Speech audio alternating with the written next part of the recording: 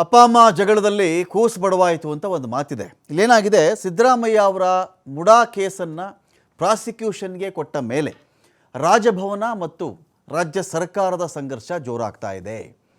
ಅಲ್ಲ ರಾಜ್ಯಪಾಲರೇ, 3-4 ಕೇಸ್ಗಳು ಕೊಳಿತಾ ಇವೆ ರಾಜಭವನದ ಒಳಗಡೆ. ಕುಮಾರಸ್ವಾಮಿ ಅವರ ಗಣಿ ಕೇಸಾಗಲಿ, ನಿರಾಣಿ ಕೇಸಾಗಲಿ, ರೆಡ್ಡಿ ಕೇಸಾಗಲಿ, ಶಶಿಕಲಾ ಜೊಲ್ಲೆ ಕೇಸಾಗಲಿ ಎಲ್ಲ ಬಿಟ್ಬಿಟ್ಟು ನಮ್ಮದೇ ಸಿಗ್ತಾ ನಿಮಗೆ 550 ಎಕರೆ ಜಮೀನು ಗಣಿಗೆ ಕೊಟ್ಟಿದ್ದು ಯಾರು? ಅವತ್ತಿನ ಮುಖ್ಯಮಂತ್ರಿ ಆಗಿದ್ದಂಥ ಕುಮಾರಸ್ವಾಮಿ. ಅವ್ರ ಕೇಸ್ ಕಾಣಿಸ್ತಿಲ್ವಾ ಅಂತ ಒಂದು ಚರ್ಚೆ ಶುರುವಾಯಿತು. ಇದಾದ ಮೇಲೆ ನೀವು ಇಷ್ಟೊಂದು ಮಾತಾಡ್ತಾ ಇದ್ದೀರಾ, 2 ಬಾರಿ ಸಂಪುಟವನ್ನು ಸೇರಿ 2 ಬಾರಿ ನನ್ನ ನಿರ್ಣಯದ ವಿರುದ್ಧವಾಗಿ ನೀವು ನನಗೆ ಹೇಳ್ತಾ ಇದ್ದೀರಾ ಅಂತ ರಾಜ್ಯಪಾಲರು ಕೂಡ ಜಿದ್ದಿಗೆ ಬಿದ್ದರು. ಒಂದು ಕಡೆ ರಾಜ್ಯಪಾಲರು, ಒಂದು ಕಡೆ CM, ಇವರಿಬ್ಬರು ಜಿದ್ದಿಗೆ ಬಿದ್ದು ಏನಾಯಿತು ಅಂತ ಹೇಳಿದ್ರೆ, ಸರ್ಕಾರ ಒಂದಷ್ಟು ಮಸೂದೆಗಳನ್ನು ಪಾಸ್ ಮಾಡಿಕೊಂಡಿತ್ತು. ಈ ಮಸೂದೆಗಳು ಒಮ್ಮೆ ವಿಧಾನಸಭೆಯಲ್ಲಿ, ಆನಂತರ ವಿಧಾನ ಪರಿಷತ್ತಿನಲ್ಲಿ, ಆನಂತರ ರಾಜ್ಯಪಾಲರ ಬಳಿ ಬರ್ತವೆ. ಏನೋ ಒಂದು ಒಳ್ಳೆ ಕೆಲಸ ಮಾಡೋಕ್ಕೆ ಹೊರಟಿದ್ದೀವಿ ನಾವು. ಒಂದು ವಿಧಾನಸಭೆ ಅಂತ ಬಂದಾಗ ಇದನ್ನು ಬಹುಮತದಿಂದ ಇಲ್ಲಿ ಆಯ್ಕೆ ಮಾಡ್ಕೊಂಡಿದ್ದೀವಿ. ಪರಿಷತ್ತಿಗೂ ಹೋಗ್ತಾ ಇದೆ, ಅದು ಪರಿಷತ್ತಲ್ಲೂ ಕೂಡ ಪಾಸ್ ಆಯಿತು. ರಾಜ್ಯಪಾಲರೇ ರಾಜ್ಯದ ಸಾಂವಿಧಾನಿಕ ಮುಖ್ಯಸ್ಥರಾಗಿ ತಾವೊಂದು ಅಂಕಿತ ಹಾಕಿಬಿಟ್ರೆ ಅದು ನಮಗೆ ಜಾರಿ ಮಾಡಲಿಕ್ಕೆ ಅನುಕೂಲ ಅಂತ ಇದರ ತಾತ್ಪರ್ಯ ಅಷ್ಟೇ.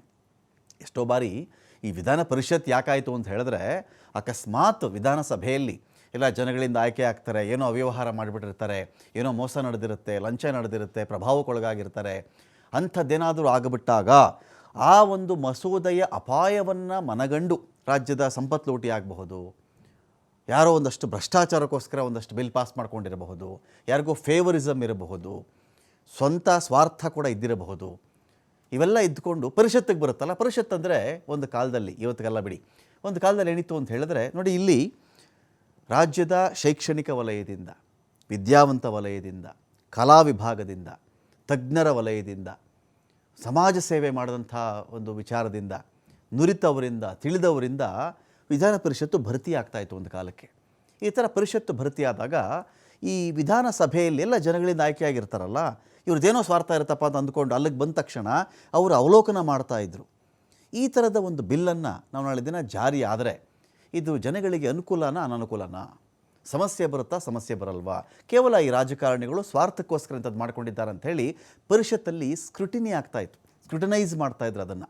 ಸರಿ ಇದೆಯಾ, ಸರಿ ಇಲ್ವಾ? ಯಾಕೆಂದರೆ ವಿದ್ಯಾವಂತ ವರ್ಗ ಇರೋದು, ಸಾಮಾಜಿಕ ಚಿಂತನೆಯರು ಇರ್ತಾಯಿದ್ರು, ಸಮಾಜಕ್ಕೆ ಒಳ್ಳೇದು ಬಯಸೋರು ಇರ್ತಾಯಿದ್ರು, ಅಂತೆಲ್ಲ ತುಂಬಿ ತುಳುಕ್ತಾ ಇತ್ತಲ್ಲ. ಅವಾಗ ಯೋಚನೆ ಮಾಡಿ, ನೋ, ನೀವೆಲ್ಲ ತಪ್ಪು ಮಾಡ್ತಿದ್ದೀರಪ್ಪ, ನಾವು ಈ ಮಸೂದೆಗೆ ಒಪ್ಪಲ್ಲ ಅಂತ ವಾಪಸ್ ಕಳಿಸ್ಬಿಡ್ತಾಯಿದ್ರು.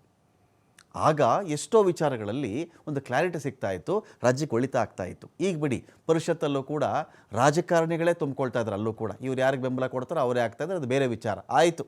ಈಗ ವಿಧಾನಸಭೆಯಲ್ಲಿಯೂ ವಿಧಾನ ಪರಿಷತ್ತಲ್ಲಿಯೂ ಪಾಸ್ ಆದ ಮೇಲೆ ರಾಜ್ಯಪಾಲರ ಅಂಕಿತ ಬೀಳಬೇಕು. ರಾಜ್ಯಪಾಲರ ಅಂಕಿತ ನೋಡಿ, ಕಳೆದ 8 ತಿಂಗಳಲ್ಲಿ 11 ವಿಧೇಯಕ ವಾಪಸ್ಸಾಗಿವೆ. ತೀರಾ ಇತ್ತೀಚೆಗೆ ಒಂದು 6 ಮಸೂದೆಗಳನ್ನು ವಾಪಸ್ ಕಳಿಸ್ಬಿಟ್ಟಿದ್ದಾರೆ. 8 ಅಂತ ನಾವು ಬಿಟ್ಬಿಡೋಣ. ಆವಾಗ ಒಂದು 11 ಅಂತ ಬಂದಾಗ ಆಯ್ತಪ್ಪ, ಅವಾಗೇನು ಇವರು ರಾಜ್ಯಪಾಲರು ಸಿದ್ದರಾಮಯ್ಯ ಅವ್ರ ಮೇಲೇನು ಪ್ರಾಸಿಕ್ಯೂಷನ್ ಅನುಮತಿ ಕೊಟ್ಟಿರಲಿಲ್ಲ. ಹಾಗಾದರೆ ಈಗ ಒಂದು 6, ಆವಾಗಿಂದ 5 ಇತ್ತಲ್ಲ, ಅದನ್ನಾದರೂ ಯಾಕೆ ರಿಜೆಕ್ಟ್ ಮಾಡಿದ್ರಿ ಇವರು? ಕಾರಣಗಳಿತ್ತ? ಅಂದರೆ ರಾಜ್ಯಪಾಲರು ಒಂದು ರಾಜ್ಯ ಸರ್ಕಾರದ ಅಭಿವೃದ್ಧಿ ಕೆಲಸಗಳೋ, ಕಾಮಗಾರಿಗಳೋ, ಮಸೂದೆಗಳೋ ಇದಕ್ಕೆ ಅಡ್ಡಿಪಡಿಸ್ಬಿಟ್ರೆ ಹೇಗೆ ಅಂತ ಬರುತ್ತೆ. ಇದು ಜಟಾಪಟಿಗೆ ಬಿದ್ದಿರೋದು ಜಗಜ್ಜಾಹೀರಾಗಿ ಶುರುವಾಗೋಯಿತು. ತುಂಬ ಕೆಟ್ಟ ಸ್ಥಿತಿಗೆ ಹೋಗ್ತಿದೆಯಪ್ಪ ಇದು. ಒಂದು ಕಡೆ ಗವರ್ನರು ಬಿಡ್ತಾ ಇಲ್ಲ, ಒಂದು ಕಡೆ ಸರ್ಕಾರನೂ ಬಿಡ್ತಾ ಇಲ್ಲ. ನೋಡಿ, ಇಲ್ಲಿ ಈ ಥರ ಮಸೂದೆಗಳು ಸ್ಟಾಪ್ ಆಗಿಬಿಟ್ಟಾಗ, ಅದು ಆ್ಯಕ್ಟ್ ಆಗದೆ ಇದ್ದರೆ ಎಡೀ ಎಂಜಿನ್ನೇ ಪೆಟ್ರೋಲು, ಡೀಸೆಲ್ಲು ಅಥವಾ CNG ಏನೂ ಇಲ್ಲದೆ ಸ್ಟಕ್ ಆದಂಥದ್ದು, ನಿಂತು ಹೋಗ್ಬಿಟ್ಟಂತೆ, ನಿಂತ ನೀರು ಅಲ್ಲೇ ನಿಂತಿರುತ್ತದು, ಆ ರೀತಿ ಆಗಿಬಿಟ್ಟಿದೆ. ನೋಡಿ, ಆಗಸ್ಟ್ ತಿಂಗಳು 1ರಲ್ಲೇ 6 ವಿಧೇಯಕ ವಾಪಸ್ ಕಳಿಸಿದ್ದಾರೆ. ನನಗೆ ಇಷ್ಟ ಇಲ್ಲ ರೀ, ನಾನು ಒಪ್ಪಲ್ಲ, ವಾಪಸ್ ತೊಗೊಳ್ಳಿ, ಹೆಚ್ಚಿನ ಮಾಹಿತಿ ಬೇಕು ನನಗೆ, ಕಳಿಸಿ ಅಂತ ಹೇಳಿದ್ರೆ ಒಂದು ಕಡೆ ವಿಳಂಬ ಧೋರಣೆನೂ ಇರಬಹುದು. ಪರಾಮರ್ಶೆಯ ಕಾರಣವನ್ನು ನಾಳೆ ದಿನ ರಾಜ್ಯಪಾಲರು ಯಾಕೆ ರೀ ತಾವರ್ಚಂದ್ ಗೆಹ್ಲೋಟ್ ಅವರು ಈ ಥರ ಮಾಡಿದ್ರಿ ಅಂದರೆ, ಪರಾಮರ್ಶೆ ಮಾಡಬೇಕು ಅನ್ನಿಸ್ತು ನನಗಿನ್ನೂ ಜಾಸ್ತಿ ಮಾಹಿತಿ ಬೇಕು. ಈ ಕ್ಯಾನ್ ಆಸ್ಕ್, ಕೇಳಬಹುದವರು. ನಾವು ಅಲ್ಲಗಳಿಯಕ್ಕಾಗಲ್ಲ, ಅವರ ಪವರನ್ನು ನಾವು ಯಾರು ಕೂಡ ಅಲ್ಲಗಳಿಯಕ್ಕಾಗಲ್ಲ ಇಲ್ಲಿ. ಆದರೆ ಅಟ್ ದ ಸೇಮ್ ಟೈಮ್ ವಿಳಂಬ ಧೋರಣೆನೂ ಆಗಬಹುದು, ನಿಧಾನ ರಾಕ್ಷಸ ಕೂಡ ಇಲ್ಲಿ ಕಾಡಬಹುದು, ನಮಗೆ ಗೊತ್ತಿಲ್ಲ. ಸೊ ಈ ರೀತಿ ಜಟಾಪಟಿಗೆ ಬಿದ್ದುಬಿಟ್ಟು ಜನವರಿಯಿಂದ ಟೋಟಲ್ಲಾಗಿ 11 ವಿಧೇಯಕಗಳನ್ನು ಒಬ್ಬರು ಗವರ್ನರು ಒಂದು ರಾಜ್ಯದಲ್ಲಿ ತಿರಸ್ಕರಿಸ್ತಾ ಇದ್ದಾರೆ, ವಾಪಸ್ ಕಳಿಸ್ತಾ ಇದ್ದಾರೆ ಅಂತ ಹೇಳಿದ್ರೆ, ನಾವು ಇತ್ತೀಚಿನ ದಿನಗಳಲ್ಲೇ ಈ ಪರಿಯಲ್ಲಿ 11 ವಿಧೇಯಕವನ್ನು ವಾಪಸ್ ಕಳಿಸಿದ ಉದಾಹರಣೆನ ನಾವು ನೋಡಿದ್ದು ಕಡಿಮೆ. ಯಾವ ಮಸೂದೆಗಳು ವಾಪಸ್ಸಾಗಿದೆಯಪ್ಪ ಅಂದರೆ, ಈ ಮಸೂದೆಗಳು ನೋಡ್ಕೊಂಡು ಬನ್ನಿ, ತೀರಾ ಕೆಟ್ಟ ಮಸೂದೆಗಳಿದೆಯಾ ಇಲ್ಲಿ?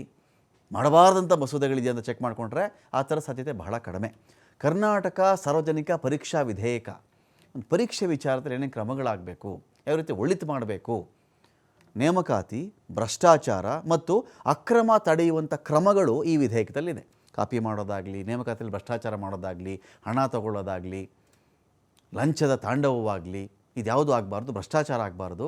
ಕಾಪಿ ಮಾಡೋದು, ಬ್ಲೂಟೂತ್ ಇಟ್ಕೊಂಡ್ಬಿಡೋದು, OMR ಶೀಟನ್ನು ಅಲ್ಲೇ ತಿದ್ದುಬಿಡೋದು, ಖಾಲಿ ಬಿಟ್ಟುಬಿಡೋದು, ಅವರ ಆಯ್ಕೆ ಕೊಡೋದು, ಪ್ರಶ್ನೆ ಪತ್ರಿಕೆ ಸೋರಿಕೆ ಮಾಡಿಬಿಡೋದು, ಇಂಥದ್ದು ಯಾವುದು ಆಗಬಾರ್ದು ಅಂತ ವಿಧೇಯಕ ತಂದರು.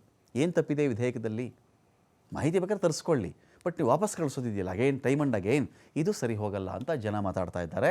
ಕರ್ನಾಟಕ ಧಾರ್ಮಿಕ ದತ್ತಿ ತಿದ್ದುಪಡಿ ವಿಧೇಯಕ, ದೇವಸ್ಥಾನಗಳ ವಿಚಾರದಲ್ಲಿ ಯಾವೆಲ್ಲ ಕ್ರಮಗಳಾಗಬೇಕು, ದೇವಸ್ಥಾನಗಳ ಒಳಿತಿನ ವಿಚಾರದಲ್ಲಿ ಅಂತ ಹೇಳಿ, ಅದು ಅವುಗಳ ಆದಾಯ ಇನ್ನೊಂದು ಮತ್ತೊಂದು ಅಂತ ಹೇಳಿ, ಇದನ್ನು ಕೂಡ ವಾಪಸ್ ಕಳಿಸಿದ್ದಾರೆ. Karnataka town and country planning ವಿಧೇಯಕ, ಒಂದು ಸ್ಟೇಟ್ ಅಂತ ಬಂದಾಗ, ಅಲ್ಲಿನ ಒಂದಷ್ಟು ಪ್ಲಾನಿಂಗ್ ಅಂತ ಬಂದಾಗ ಇಂಥ ವಿಧೇಯಕ ಇಂಪಾರ್ಟೆಂಟ್ ಆಗುತ್ತೆ ರೀ, ಇದನ್ನು ನೀವು ವಾಪಸ್ ಕಳಿಸ್ಬಿಟ್ರೆ ಆಯಿತು. ಕರ್ನಾಟಕ ಶಾಸಕಾಂಗ ಸದಸ್ಯರ ಅನರ್ಹತೆ ತಡೆ ವಿಧೇಯಕ, ಅವ್ರನ್ನ ಅನರ್ಹ ಮಾಡಿಬಿಡೋದು, ಇದೇ ಅಂದರೆ ಇದೊಂದು ಭೀತಿ ಶುರು ಆಗಿಬಿಟ್ಟಿದೆ ಇಡೀ ದೇಶದಲ್ಲಿ. ಯಾರನ್ನೋ ಅನರ್ಹ ಮಾಡಿಬಿಡೋದು, ಸಂಸತ್ತಿನಲ್ಲಿ ಸಂಸದನ್ನು ಅನರ್ಹ ಮಾಡಿಬಿಡೋದು, ಈ ಕಡೆ ವಿಧಾನಸಭೆಯಲ್ಲಿ ಶಾಸಕರನ್ನು ಅನರ್ಹ ಮಾಡಿಬಿಡೋದು, ಅನರ್ಹ ಶಾಸಕ ಅಂತ ಮಾಡಿಬಿಡೋದು, ಇದನ್ನು ತಡೆಯುವುದಕ್ಕೆ ಅಂತ ವಿಧೇಯಕ ಮಾಡ್ಕೊಂಡಿದ್ದಾರೆ. ಇರಲಿ, ಇದರ ಸ್ವಲ್ಪ ರಾಜಕೀಯ ಇರಬಹುದು. ಇದನ್ನೇನೋ ವಾಪಸ್ ಕಳಿಸ್ಬಿಟ್ರೆ ಪರಿಶೀಲಿಸಿ ಅಂತ ಹೇಳಿದಾಗ ನಮಗೇನು ಇದ್ರ ಬಗ್ಗೆ ದೊಡ್ಡ ಆಕ್ಷೇಪ ಇಲ್ಲ, ಮಾಡಿರಬಹುದು. ಇವರು ಬೇಕಾದಂತೆ ಮಾಡ್ಕೊಂಡ್ಬಿಟ್ಟಿರ್ತಾರೆ, ಏನೋ ಮಾಡಬಾರ್ದು ಮಾಡಿಬಿಡೋದು ಇವರು, ಆಮೇಲೆ ಅನರ್ಹ ಯಾಕೆ ಮಾಡಿದ್ರಿ ಅಂತ ಹೇಳಿ ಇವರೇ ಒಂದು ಇಮ್ಯೂನ್ ಸಿಸ್ಟಮ್ ತೊಗೊಂಡುಬಿಟ್ಟು ಅದನ್ನು ಇವರೇ ಸೇಫ್ ಗಾರ್ಡ್ ಮಾಡಿಕೊಂಡು ಮೊದಲೇ ಬ್ಲಡ್ ಪ್ರೂಫ್ ಜಾಕೆಟ್ ಹಾಕೊಂಡು ನಿಂತ್ಕೊಂಡ್ಬಿಡೋದು ಮಾಡ್ತಾರೆ ಅಂದರೆ ಆಯ್ತು, ಕಳಿಸ್ಕೊಳ್ಳಿ, ತಕರಾರಿಲ್ಲ. ತೀರಾ ಇದರಿಂದ ರಾಜ್ಯಕ್ಕೆ ದೊಡ್ಡ ಹಾನಿ ಏನೋ ನೋ. ಆದರೆ ಮೊದಲು 3 ಹೇಳಿದ್ವಲ್ಲ, ತುಂಬ ತಪ್ಪಿನ ವಿಧೇಯಕಗಳು ಅಂತ ಅನ್ನಿಸ್ತಾ ಇಲ್ಲ ನಮಗೆ. ಕರ್ನಾಟಕ ಪುರಸಭೆ ಮತ್ತು ಕೆಲ ಇತರೆ ಕಾನೂನು ವಿಧೇಯಕಗಳು ಬೇಕಾಗುತ್ತೆ. ಇದು ಕೂಡ ಇದನ್ಯಾಕೆ ಇವರು ವಾಪಸ್ ಕಳಿಸಿದ್ದಾರೆ ನಮಗೆ ಗೊತ್ತಿಲ್ಲ. ಚಲನಚಿತ್ರ ಹಾಗೂ ಸಾಂಸ್ಕೃತಿಕ ಕಲಾವಿದರ ಕಲ್ಯಾಣ ವಿಧೇಯಕ, ನೋಡಿ, ಈ ಚಲನಚಿತ್ರ ಅಂತ ಬಂದಾಗ ಇವತ್ತಿನ ಕನ್ನಡ ಚಿತ್ರರಂಗ ಇರೋ ಸ್ಥಿತಿಗತಿಗಳಲ್ಲಿ ನಾವು ಚೆಕ್ ಮಾಡಿಕೊಂಡಾಗ OTT ಪ್ಲ್ಯಾಟ್ಫಾರ್ಮ್ಗಳಲ್ಲಿ ಕನ್ನಡ ಸಿನಿಮಾಗಳು ತಗೊಳ್ತಾ ಇಲ್ಲ. ಸಿಂಗಲ್ ಸ್ಕ್ರೀನ್ ಥಿಯೇಟ್ರ್ಗಳಿದ್ವಲ್ಲ, ಅಲ್ಲಿ ಕನ್ನಡ ಚಲನಚಿತ್ರಗಳು ಹಾಕಿದ್ರೆ ನೋಡೋರು ಗತಿ ಇಲ್ಲ, ತುಂಬ ಕಡಿಮೆ ಆಗಿಬಿಟ್ಟಿದೆ. ಸ್ಟಾರ್ಗಳ ಸಿನಿಮಾಗಳು ಬಂದಾಗ ಒಂದಷ್ಟು ಸಿನಿಮಾಗಳು ತಕ್ಕ ಮಟ್ಟಿಗೆ ಕಲೆಕ್ಷನ್ ಮಾಡ್ತಾ ಇವೆ ವಿನಃ ಬೇರೆ ಸಿನಿಮಾಗಳು ಬಂದಾಗ ಆಗ್ತಾ ಇಲ್ಲ. ಬೇರೆಯವರು ಒಂದು ಪ್ರತಿಭೆ ಇರುತ್ತೆ, ಅದು ತುಂಬ ಬಂಡವಾಳ ಇರಲ್ಲ, ಒಂದು ಪ್ರಯೋಗ ಮಾಡಿರ್ತಾರೆ, ಅವರಿಗೆ ಲಭ್ಯವಿರುವ ಅವರ ಹಣಕಾಸಿಗೆ ಎಟುಕುವಂಥ ಕಲಾವಿದರು ಇಟ್ಕೊಂಡು ಚಿತ್ರ ಮಾಡಿರ್ತಾರೆ, ನೋಡೋರು ಗತಿ ಇರಲ್ಲ. ಸೊ ಕಲಾವಿದರ ಬದುಕು ದಿನೇ ದಿನೇ ಕಷ್ಟ ಆಗ್ತಾ ಇದೆ. ಅಂಥವರ ಕಲ್ಯಾಣಕ್ಕೆ ಸಂಬಂಧಪಟ್ಟದೊಂದು ವಿಧೇಯಕ ಮಾಡಿದಾಗ ರಾಜ್ಯಪಾಲ ಇದನ್ನು ಯಾಕೆ ವಾಪಸ್ ಕಳಿಸಿದ್ರು ವಿ ಡೋಂಟ್ ನೋ. ಇಲ್ಲಿ ನಮಗೇನಂತ ದೊಡ್ಡ ದೋಷ ಕಾಣಿಸ್ತೋ ನಮಗೆ ಗೊತ್ತಿಲ್ಲ. ಇದು ನಮ್ಮ ಎಣಿಕೆಗೆ ನಿಲುಕ್ತಾ ಇಲ್ಲ ಅದು. ಕರ್ನಾಟಕ ಸಹಕಾರ ಸಂಘಗಳ ವಿಧೇಯಕವನ್ನು ವಾಪಸ್ ಕಳಿಸಿದ್ದಾರೆ. ಕರ್ನಾಟಕ ಸೌಹಾರ್ದ ಸಹಕಾರಿ ತಿದ್ದುಪಡಿ ವಿಧೇಯಕ, ಇದನ್ನು ವಾಪಸ್ ಕಳಿಸಿದ್ದಾರೆ. ರೇಣುಕಾ ಯಲ್ಲಮ್ಮ ದೇವಸ್ಥಾನದ ಅಭಿವೃದ್ಧಿ ಪ್ರಾಧಿಕಾರ ವಿಧೇಯಕ, ಒಂದು ದೇವಸ್ಥಾನದ ಅಭಿವೃದ್ಧಿ ಮಾಡ್ತಕ್ಕಂಥ ವಿಚಾರ, ಇದನ್ನು ರಾಜ್ಯಪಾಲರು ಯಾಕಪ್ಪ ವಾಪಸ್ ಕಳಿಸಿದ್ರು ಗೊತ್ತಿಲ್ಲ. ಗದಗ ಬೆಟಗೇರಿ ವ್ಯಾಪಾರ ಸಂಸ್ಕೃತಿ ಪ್ರದರ್ಶನ ಪ್ರಾಧಿಕಾರ ವಿಧೇಯಕ, ಇದನ್ನು ವಾಪಸ್ ಕಳಿಸಿದ್ದಾರೆ. ಕರ್ನಾಟಕ ನೋಂದಣಿ ತಿದ್ದುಪಡಿ ವಿಧೇಯಕ, ಇದನ್ನು ವಾಪಸ್ ಕಳಿಸಿದ್ದಾರೆ. ಇದ್ಕೊಳ್ಳಿ, ಇಲ್ಲೇನೋ ನೋಂದಣಿ ವಿಚಾರದಲ್ಲಿ ಅದಾಗಿದೆ ಇದಾಗಿದೆ ಹೇಳ್ತಾರಲ್ಲ, ಆಯ್ತಪ್ಪ, ಇದರಲ್ಲೊಂದು 3-4 ವಿಚಾರಗಳಿಗೆ ಎಕ್ಸೆಪ್ಷನ್ ಕೊಟ್ಟರೂ ಕೂಡ ಉಳಿದ ವಿಧೇಯಕಗಳಲ್ಲಿ ಒಂಥರ ರಾಜ್ಯಪಾಲರು ಏನಾದರೂ ಜಿದ್ದಿಗೆ ಬಿದ್ದುಬಿಟ್ರಾ?